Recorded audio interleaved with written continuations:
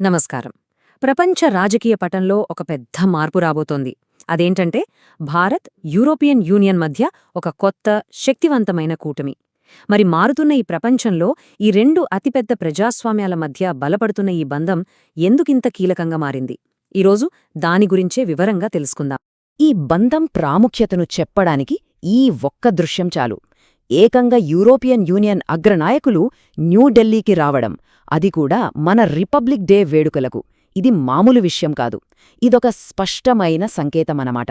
ఈ బంధానికి మేం ఎంత విలువ ఇస్తున్నామో ప్రపంచానికి చెబుతున్నట్టుగా ఉంది. సరే, ఈరోజు మనమేమేమి విషయాలు చూడబోతున్నామంటే, అసలీ కొత్త ఒప్పందమేంటి, భద్రతాపరంగా దీనివల్ల కలిగే మార్పులేంటి, మన రైతులకు ఏమైనా మంచి జరుగుతుందా, ఇంకా ఈ కూటమి వెనుకున్న పెద్ద ఆలోచనేంటి, వీటన్నిటినీ స్టెప్ బై స్టెప్ చూద్దాం. ఈ పర్యటనలో అతిపెద్ద అంటే ఒక కీలకమైన డీల్ కుదిరింది.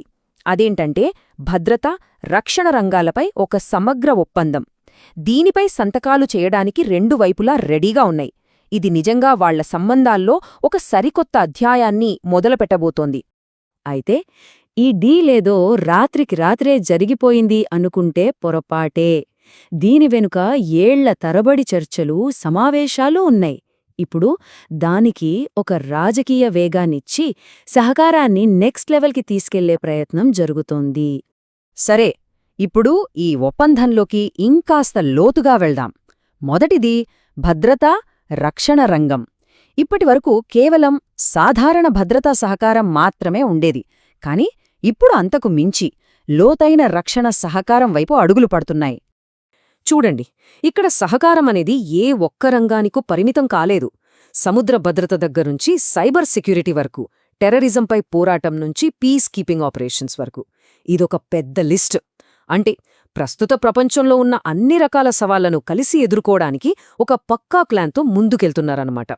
అయితే ఇక్కడ మనకొక ప్రశ్న వస్తుంది. ఉన్నట్టుండి ఇప్పుడే ఈ రక్షణ సహకారం ఎందుకంత ముఖ్యమైంది? దీని వెనుక ఉన్న అసలు కారణాలేంటి? దీనికి సమాధానం మనకు మారుతున్న ప్రపంచ రాజకీయాల్లోనే దొరుకుతుంది. ముఖ్యంగా ఇండోపసిఫిక్ ప్రాంతంలో అమెరికా పాత్ర కాస్త తగ్గుతోందనే అభిప్రాయముంది. సరిగ్గా ఈ గ్యాప్ని ఫిల్ చేయడానికి భారత్, ఈయూ లాంటి భాగస్వామ్యాలు ఇప్పుడు ముందుకొస్తున్నాయి.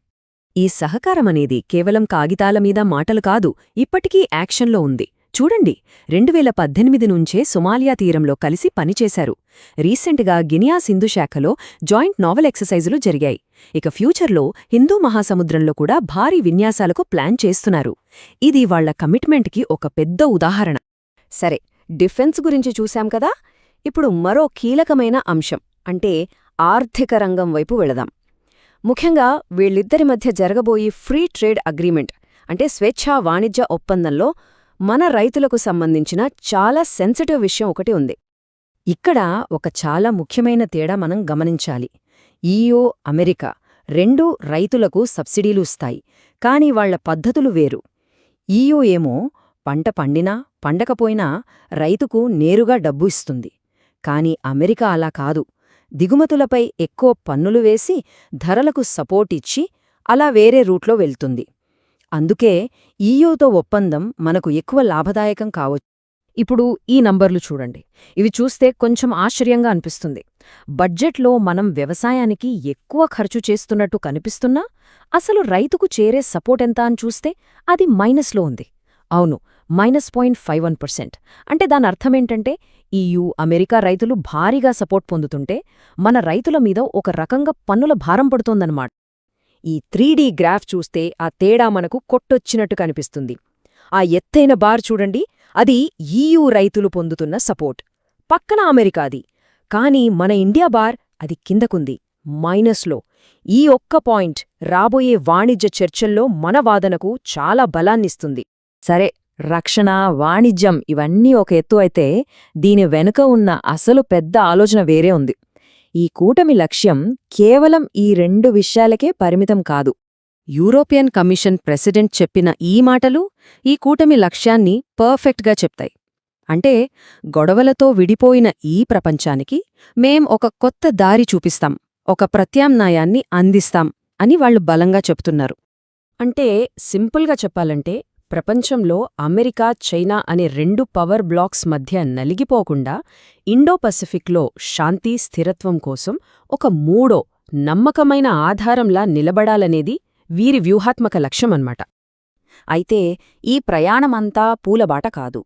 కొన్ని పెద్ద సవాళ్లు కూడా ఉన్నాయి.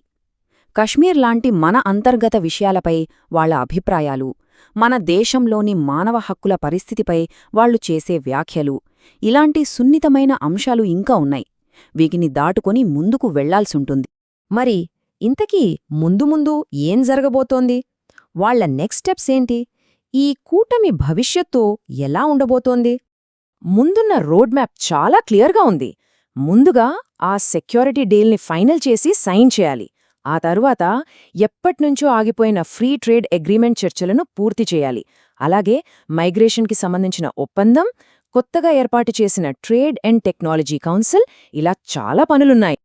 సో చివరిగా మనం ఆలోచించాల్సిన ప్రశ్న ఒక్కటే: భారత్, EU మధ్య ఈ కొత్త స్నేహం ప్రపంచ రాజకీయాలను నిజంగా మార్చేంత శక్తివంతంగా ఎదుగుతుందా, లేక దారి మధ్యలో ఉన్న అడ్డంకులు, బయటనుంచి వచ్చే ఒత్తిళ్లు దీనికి బ్రేకులు వేస్తాయా? దీనికి కాలమే సమాధానం చెప్పాలి.